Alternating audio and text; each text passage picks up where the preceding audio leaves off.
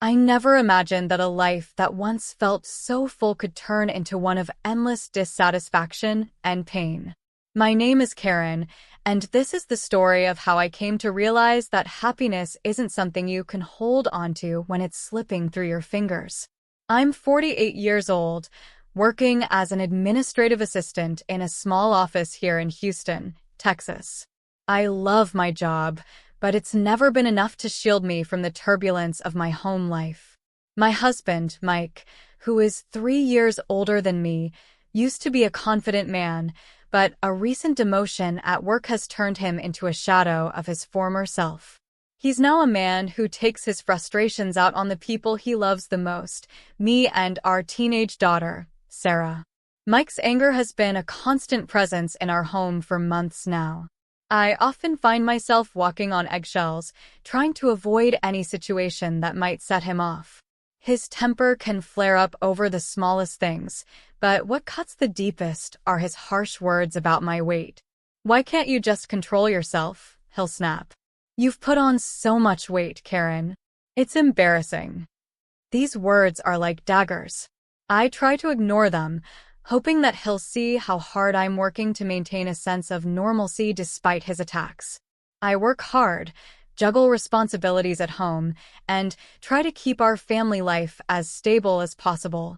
But every time he opens his mouth to criticize me, it feels like the ground beneath me shifts just a little more. Adding to the tension is my mother-in-law, Helen.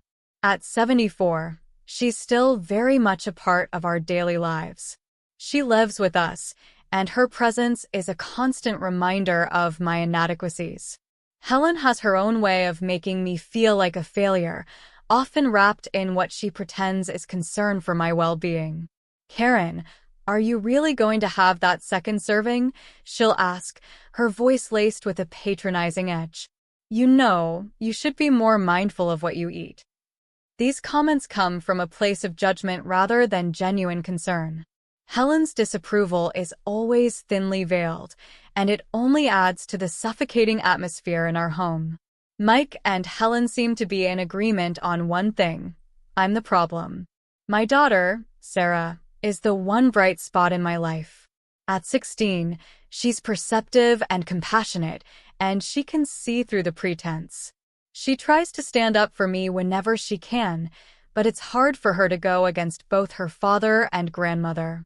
She's a high school sophomore, and despite the challenges at home, she's managed to excel academically and maintain her kind-hearted nature. One evening, after another exhausting day at work and dealing with Mike's latest round of criticism, I came home to find Helen's critical gaze already waiting for me. The stress was mounting, but I tried to keep my composure. Dinner was supposed to be a time of normalcy, but it felt more like a battleground. Mike had come home late, which was unusual.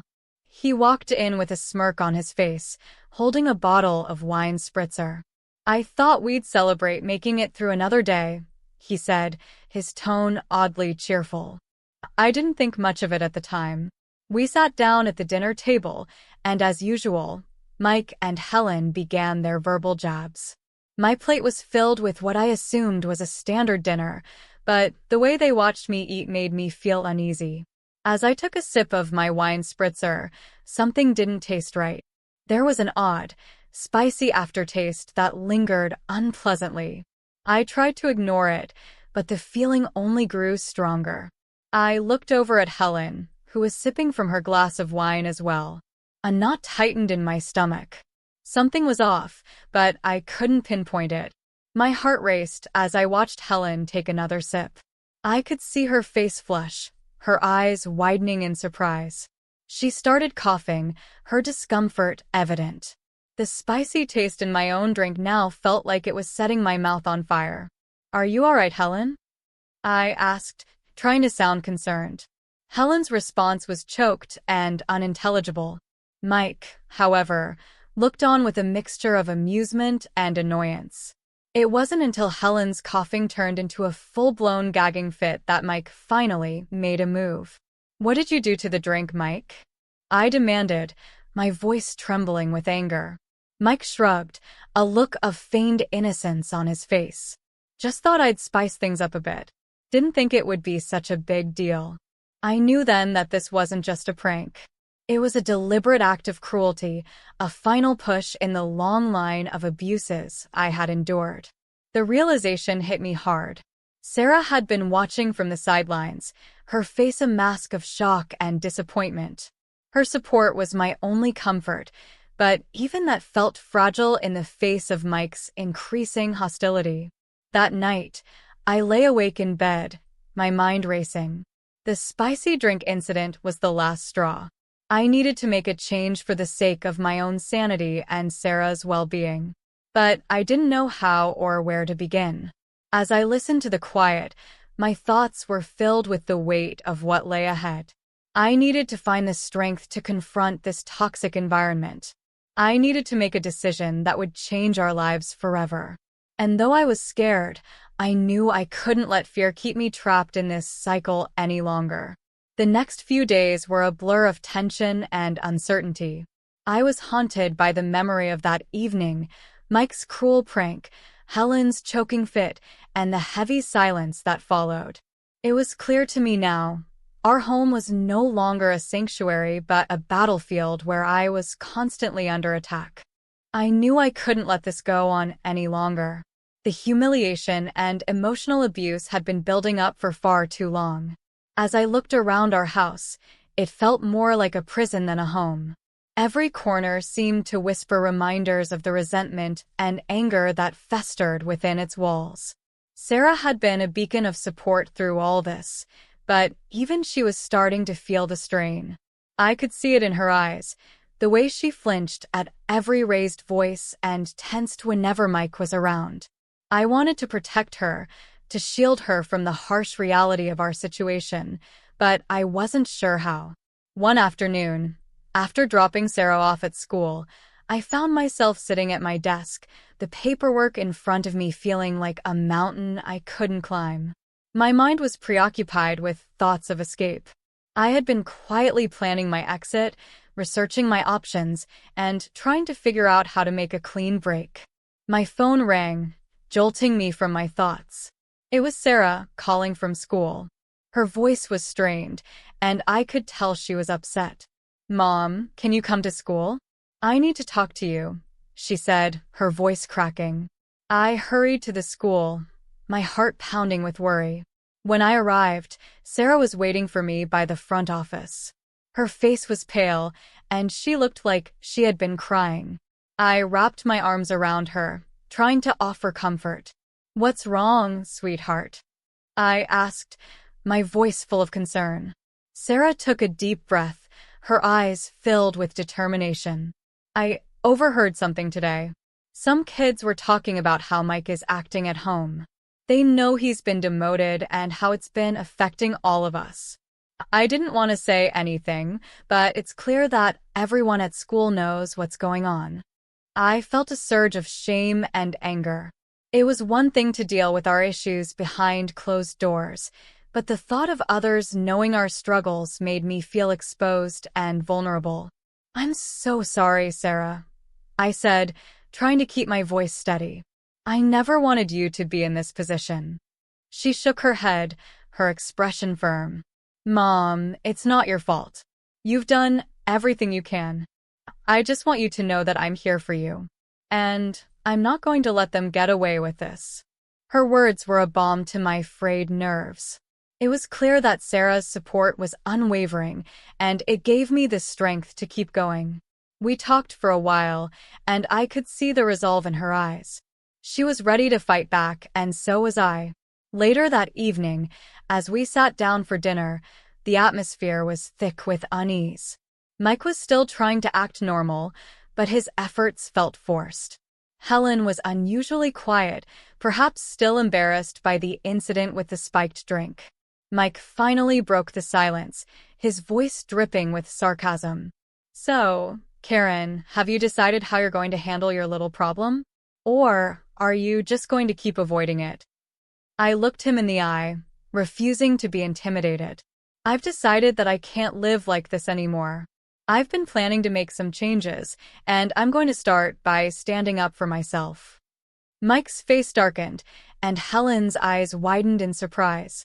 I could feel the weight of their judgment, but I stood my ground. I had made up my mind, and there was no turning back. That night, as I lay in bed, I prepared myself for the confrontation I knew was coming.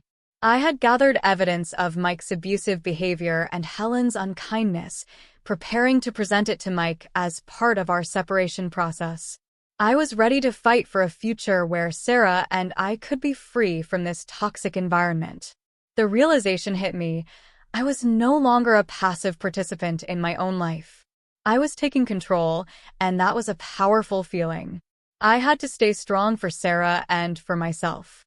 The path ahead was uncertain, but for the first time in a long while, I felt hopeful. The days that followed were tense. Every morning, I woke up with a mixture of dread and determination. I knew that things had to change, but I also knew that facing Mike and Helen would be difficult. The atmosphere in our home was thick with unspoken anger, and I could feel the pressure building. One evening, as we sat down for dinner, I could sense that something was off. Mike's mood was darker than usual, and Helen seemed unusually quiet, as if she was bracing for something. I had no idea what was coming, but I knew that tonight could be the night when everything came to a head. Mike was unusually quiet as well, only breaking the silence to make snide remarks about my cooking. His comments were thinly veiled attacks, designed to provoke me. I kept my responses short, trying to maintain my composure. As the meal progressed, Mike suddenly announced, "I thought we could have a little celebration tonight. I made a special drink for everyone." He reached for a bottle of wine spritzer from the fridge and poured generous amounts into glasses. The scent of the drink was faintly spicy, but I didn't think much of it. I was preoccupied with the growing tension between us. Helen, who had been mostly silent, took her glass and sipped it without comment. I noticed her wince slightly, but I assumed it was just the spiciness of the drink. We continued eating, trying to make small talk despite the strained atmosphere. As Helen started coughing and gasping for air, I felt a wave of panic. Her face turned red, and she struggled to speak. It was clear that something was terribly wrong. "Helen, are you okay?" I asked, my voice filled with concern. Helen could barely respond, but I saw the look of realization in her eyes. She knew that the drink was to blame, just as I had begun to suspect.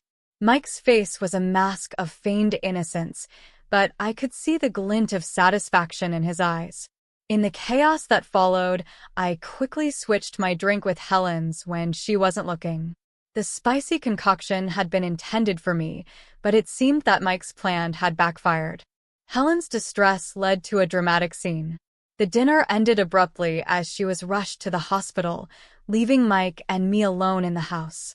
The silence that followed was heavy with unresolved tension and unspoken accusations. Once the house was empty, I took the opportunity to confront Mike. I was shaking with a mixture of fear and anger. "Mike, this has to stop. I've had enough of your cruel games and Helen's harsh comments. I can't live like this anymore." Mike's reaction was defensive and angry. "You're just overreacting, Karen. It was a harmless prank. You always blow things out of proportion." His dismissive attitude was the last straw. I had reached the breaking point. I knew I had to act, not just for my own sake but for Sarah's as well. I had been preparing for this moment for weeks, gathering evidence of Mike's behavior and preparing divorce papers. The next morning, as Sarah and I prepared for the day, I took a deep breath and handed her the divorce papers. Her eyes widened in shock, but I could see the relief behind her concern. "Mom, is this really happening?" she asked, her voice trembling. "Yes, sweetheart," I said, trying to sound as reassuring as possible. "It's time for us to move on. We need to get out of this toxic environment and start fresh." Sarah hugged me tightly, and I could feel her support bolstering my resolve. We began making plans to move to my parents' house, where we would find the stability and care we desperately needed. That evening, I finally told Mike about our decision. His reaction was one of anger and disbelief, but I stood firm. "I'm leaving, Mike. I can't be part of this anymore. I've filed for divorce, and there's nothing you can do to change my mind." Mike's face turned a dark shade of red, and he stormed out of the room. The house was filled with a sense of finality. The decision was made, and there was no turning back. As Sarah and I packed our things, I felt a mixture of relief and apprehension. It was a new beginning, but it was also a daunting change. I had no idea what the future held, but I knew that leaving Mike and Helen behind was the only way to find peace and happiness. The move to my parents' house was a huge relief. Their home in Houston was a world away from the chaos and toxicity of my old life. As soon as we arrived, I felt a weight lift from my shoulders. My parents welcomed us with open arms, and the warmth of their support was a stark contrast to the coldness we had left behind. My mom and dad were understanding and attentive. They did their best to make Sarah and me feel at home, providing a safe space where we could begin to heal. My dad, always the practical one, helped us settle in, while my mom took charge of making sure we had everything we needed. I finalized the divorce from Mike within a few weeks. The legal process was draining, but having my parents and Sarah by my side made it bearable. Mike continued to struggle both professionally and personally. He was left behind with Helen, who, despite reaching out to us occasionally, was now facing the reality of her actions. I couldn't help but feel a sense of justice in the way things unfolded, though I remained focused on moving forward rather than dwelling on the past. The days in my parents' house were filled with a new kind of routine. I began to rebuild my life from scratch. I had to find a new job, and thankfully, my previous employer reached out with an offer to return. It was comforting to know that my professional life could offer some stability, especially after everything I had been through. One unexpected and positive turn of events was meeting a new, understanding person in my life. My boss, who had always been kind and supportive, expressed a deeper interest in me. His name was David, and he was different from anyone I had known before. He respected my efforts and saw me for who I truly was, someone deserving of kindness and love. David and I started seeing each other outside of work, and our relationship grew steadily. He was patient and understanding, offering me a safe space to share my experiences without judgment. With him, I felt a genuine connection and a sense of hope for the future. Sarah, too, was adjusting well to our new life. She thrived in the supportive environment of my parents' home and did well in her studies. Her resilience and courage were inspiring, and I was proud of the young woman she was becoming. We spent a lot of quality time together, doing things that made us both happy and slowly rebuilding our lives. Despite the new beginnings, there were occasional moments of doubt and fear about the future. It was natural to worry about what lay ahead, but I learned to embrace these feelings as part of the healing process. With the support of my parents and David, I found strength in focusing on the present and planning for a brighter future. Helen's attempts to reach out continued, but I remained firm in my decision to keep my distance. Reconnecting with the past would only bring back the pain I had worked so hard to overcome. My priority was to protect my well-being and that of my daughter. As time went on, the scars from my previous life began to heal. I was no longer the woman who had endured emotional abuse and felt trapped. I was stronger, more self-assured, and ready to embrace a new chapter. My relationship with David grew deeper, and we began to discuss our future together with optimism. The journey had been long and arduous, but it led me to a place where I could finally find happiness and peace. I realized that resilience wasn't just about surviving the difficult times, but also about having the strength to rebuild and move forward. Looking back, I understood the importance of self-respect and support systems. They had been my pillars of strength, helping me to stand tall and make the decisions that changed my life for the better. My story was a testament to the power of resilience and the importance of knowing one's worth. As I closed this chapter of my life, I felt a renewed sense of hope and a readiness to face whatever came next. With Sarah by my side and a future filled with promise, I embraced the journey ahead with confidence and optimism.